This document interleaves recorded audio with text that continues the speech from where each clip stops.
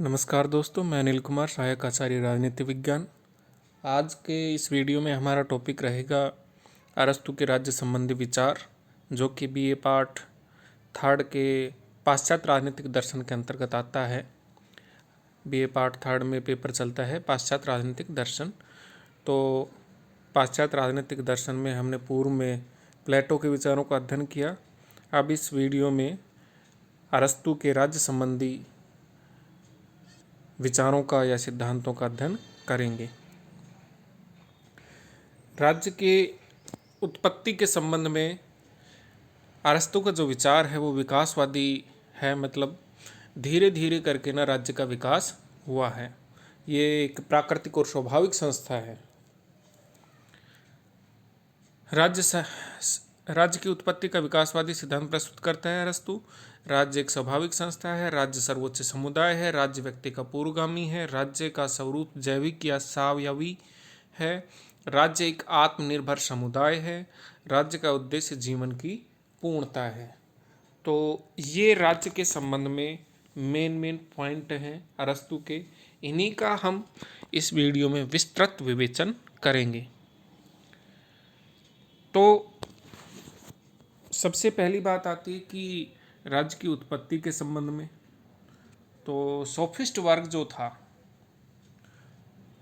वो ये मानता था कि राज्य की उत्पत्ति समझौते के परिणाम स्वरूप हुई है, लेकिन प्लेटो समझौते के स्वरूप नहीं, दैवीय उत्पत्ति के सिद्धांत के समर्थक थे। और अरस्तू भी दैवीय उत्पत्ति के विपरीत विचार देते हैं।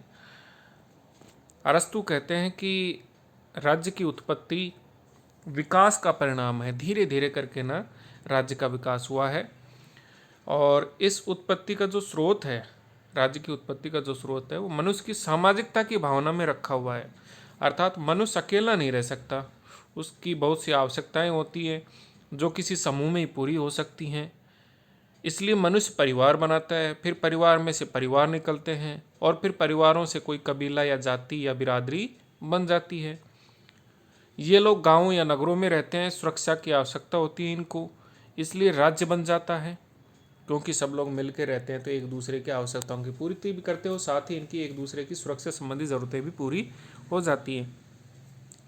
तो निष्कर्ष के तौर पर हम कह सकते हैं कि राज्य बहुत से परिवारों, ग्रामों और नगरों का समूह है। इसको ध्यान में रखिए दोस्तों कि राज्य बहुत से परिवारों, ग्रामों और नगरों का समूह है।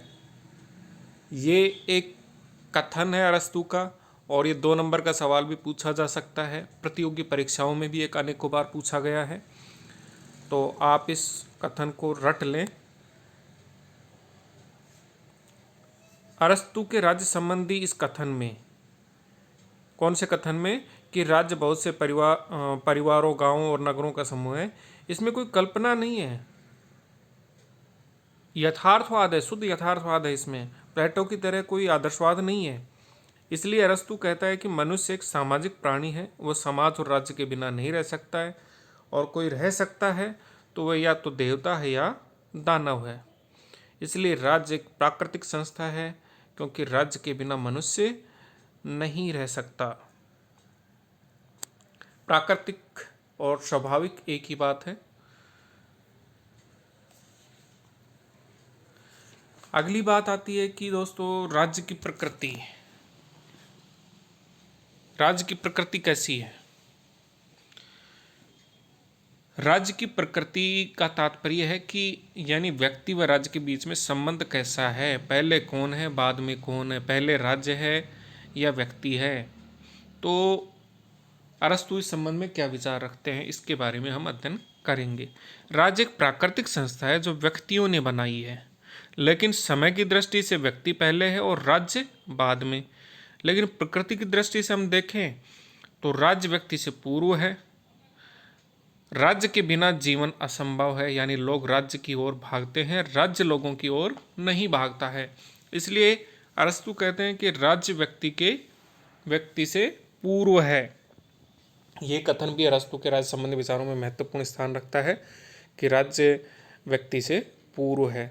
महत्व के हिसाब से है, अगर व्यक्ति और राज्य के महत्व की बात करें तो राज्य व्यक्ति से पहले है। लेकिन समय की दृष्टि से हम देखें तो पहले व्यक्ति आया और उसके बाद राज्य का जन्म हुआ। अब एक बिंदु आता है इसी के अंतर्गत कि राज्य का लक्ष्य क्या है। देखो, 3 बिंदु हमने पढ़े हैं अभी तक। नंबर 1 उत्पत्ति। उत्पत्ति के संबंध में अरस्तु विकासवादी सिद्धांत देता है कि व्यक्ति धीरे धीरे करके ना परिवार बनाता गया, परिवार से कबीले बने, कबीले से नगर बने, नगर से राज्य बना। तो वो गांवों नगरों का समूह मानता है राज्य को। फिर प्रकृति के बारे में, राज्य की प्रकृति के बारे में क्या कहता है अरस्तु? वो कहते हैं कि राज्य एक प्राकृतिक संस्था है, स्वाभाविक संस्था है, और अगर दोनों के बीच संबंधों की बात की जाए तो राज्य पहले है, व्यक्ति बाद में है। अब तीसरा बिंदु आता है कि राज्य का लक्ष्य क्या है। यह है हर संस्था का कुछ ध्येय होता है, उद्देश्य होता है, लक्ष्य होता है कुछ ना कुछ। लेकिन राज्य सबसे ऊंची संस्था है, इसलिए उसका लक्ष्य यानी ध्येय भी सबसे ऊंचा है, और वो ध्येय है लोगों को अच्छा जीवन देना, अर्थात लोग राज्य में ही अच्छा जीवन व्यतीत कर सकते हैं। अरस्तु कहते हैं कि राज्य जीवन के लिए बना है, लेकिन केवल अच्छे जीवन के लिए चला आ रहा है।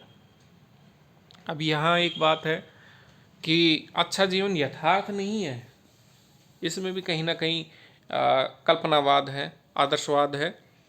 अर्थात अरस्तु के विचारों में भी हम देख सकते हैं, अरस्तु के चिंतन में हम देख सकते हैं कि यथार्थवाद व आदर्शवाद, आइडियलिज्म का मिश्रण है कहीं कहीं। तो ये 3 बिंदु हैं उत्पत्ति के संबंध में, प्रकृति के संबंध में और लक्ष्य के संबंध में। राज्य की उत्पत्ति कैसे हुई, राज्य की प्रकृति क्या है, राज्य का लक्ष्य क्या है, ये 3 बिंदु आप ध्यान रखेंगे। अब इनका विस्तृत विवेचन हम कर लेते हैं अरस्तु के राज्य संबंधी विचारों का। अरस्तु के अनुसार व्यक्ति एक राजनीतिक प्राणी है और राज्य व्यक्ति की इसी प्रकृति का परिणाम है। प्लेटो की तरह वह सोफिस्ट वर्ग की धारणा का खंडन करता है कि राज्य की उत्पत्ति किसी समझौते से हुई है। दोनों गुरु और शिष्य यानी प्लेटो और अरस्तु सोफिस्ट वर्ग की इस धारणा का खंडन करते हैं कि राज्य की उत्पत्ति समझौते के तहत हुई है। अरस्तु का मानना है कि राज्य एक स्वाभाविक तथा प्राकृतिक संस्था है और उसकी उत्पत्ति एक प्रक्रिया द्वारा विकास के कारण हुई है। राज्य सभी संस्थाओं में श्रेष्ठ और उच्चतम संस्था है। अब बात आती है कि राज्य की उत्पत्ति कैसे हुई, तो इसके संबंध में विकासवादी सिद्धांत प्रस्तुत करते हैं अरस्तु, और कहते हैं कि राज्य मनुष्य की सामाजिकता का परिणाम है। और इसमें भी हम 2-3 बिंदु देख सकते हैं। नंबर 1 है विवाह के आधार पर परिवार नाम की संस्था का उदय होता है, जहाँ पति पत्नी बच्चे दास इत्यादि रहते हैं। नंबर 2 है इन्हीं से क्या बनता है, इन्हीं परिवारों से क्या होता है, गांव बनता है। कई परिवारों के एकत्रित होने से ग्राम बस जाता है। और नंबर 3 है गांव भी व्यक्ति की सभी भौतिक, बौद्धिक और नैतिक आवश्यकताओं की पूर्ति नहीं कर पाते। इस कारण कई गांवों के सम्मिलन से राज्य यानी कि नगर राज्य का जन्म होता है। व्यक्ति का सर्वांगीण विकास ऐसी संस्था में हो सकता है। सर्वांगीण यानी व्यक्ति के व्यक्तित्व के हर पक्ष का विकास, भले ही वो बौद्धिक हो या भौतिक हो या शारीरिक हो, आध्यात्मिक हो, धार्मिक हो, हर पक्ष का विकास राज्य नाम की संस्था के अंतर्गत रहकर ही हो सकता है। अरस्तु के अनुसार कुटुंब से ग्राम और ग्राम से राज्य अस्तित्व में आए। राज्य की परिभाषा करते हुए वह कहता है, राज्य कुलों और गांवों का ऐसा समुदाय है जिसका उद्देश्य पूर्ण और आत्मनिर्भर जीवन की प्राप्ति है। अरस्तु के राज्य विषयक सिद्धांत की प्रमुख विशेषताएं हैं कि राज्य एक स्वाभाविक संस्था है, प्राकृतिक संस्था है। राज्य एक सर्वथा स्वाभाविक संस्था तथा प्राकृतिक संस्था है। राज्य परिवार का व्यापक रूप है। यह वैसे ही स्वाभाविक है जैसे कि राज्य। जो मनुष्य राज्य में रहने में असमर्थ है या जिसे इसकी आवश्यकता नहीं है, यानी जो समाज में नहीं रहता है, वह या तो पशु है या देवता है। राज्य सर्वोच्च समुदाय है। इसका तात्पर्य क्या है? अरस्तु कहते हैं राज्य को समुदायों का समुदाय नहीं बल्कि सर्वोच्च समुदाय मानना चाहिए। अन्य सभी समुदायों का अस्तित्व तथा विकास राज्य में ही संभव है। जब राज्य होगा तभी दूसरे समुदाय रह सकते हैं। इसलिए समुदायों का समुदाय नहीं बल्कि समुदायों में भी ये सर्वोच्च स्थान रखता है। राज्य का उद्देश्य सर्वोच्च अच्छाई की प्राप्ति है, हाईएस्ट गुड की प्राप्ति है। राज्य का उद्देश्य क्या है? हाईएस्ट गुड की प्राप्ति। राज्य व्यक्ति का पूर्वगामी है, ये चौथा पॉइंट है हमारा कि राज्य व्यक्ति का पूर्वगामी है। पूर्व में हमने देखा मोटे तौर पर, जब मैंने आपको बताया था कि समय की दृष्टि से देखें तो व्यक्ति पहले है और राज्य बाद में, लेकिन महत्व की दृष्टि से देखें तो राज्य पहले है और व्यक्ति बाद में, तो राज्य व्यक्ति का पूर्वगामी हुआ। अरस्तु के अनुसार राज्य व्यक्ति का पूर्वगामी है। समय की दृष्टि से परिवार पहले है, जबकि प्रकृति की दृष्टि से राज्य। राज्य समग्रता है और मनुष्य उसका अंग मात्र है। समग्र पहले आता है और राज्य बाद में आता है। हमारा अगला पॉइंट है राज्य का स्वरूप जैविक या सावयवी। अरस्तु के अनुसार राज्य का स्वरूप जैविक है और इसकी प्रकृति एक जीवधारी के समान है। राज्य का निर्माण विभिन्न अंगों से मिलकर हुआ है और व्यक्ति और समुदाय इसके अंग हैं और अंगों का महत्व संपूर्ण के कारण ही है। अगला बिंदु है राज्य एक आत्मनिर्भर समुदाय है। आत्मनिर्भर समुदाय से आशय है कि राज्य अपनी सभी यानी तमाम आवश्यकताएं पूर्ण करने में स्वयं के स्तर पर सक्षम है। राज्य सभी स्थितियों एवं वातावरण की सृष्टि करता है, सृष्टि यानी रचना करता है, निर्माण करता है, जो व्यक्ति के नैतिक विकास के लिए जरूरी है या आवश्यक है। अगला बिंदु है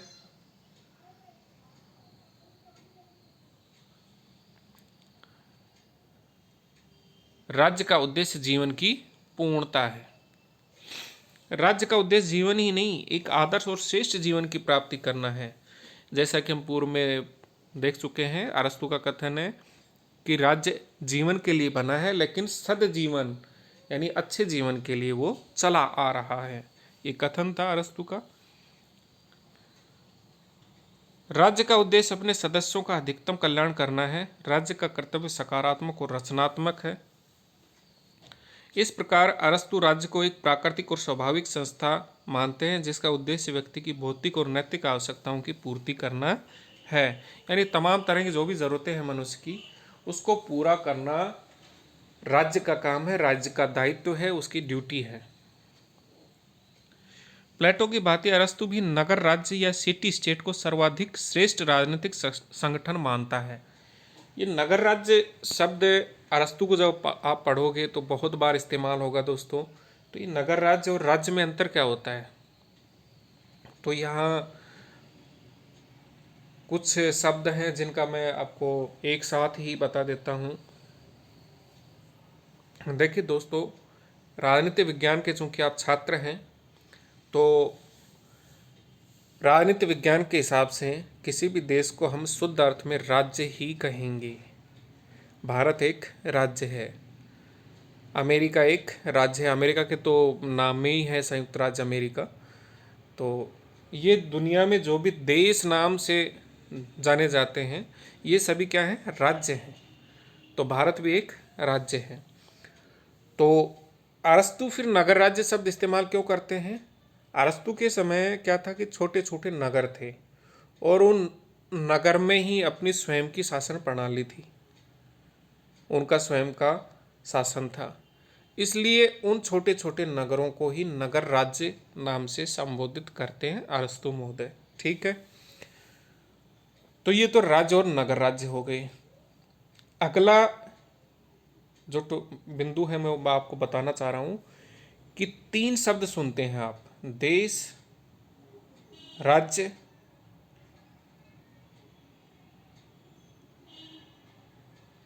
और राष्ट्र।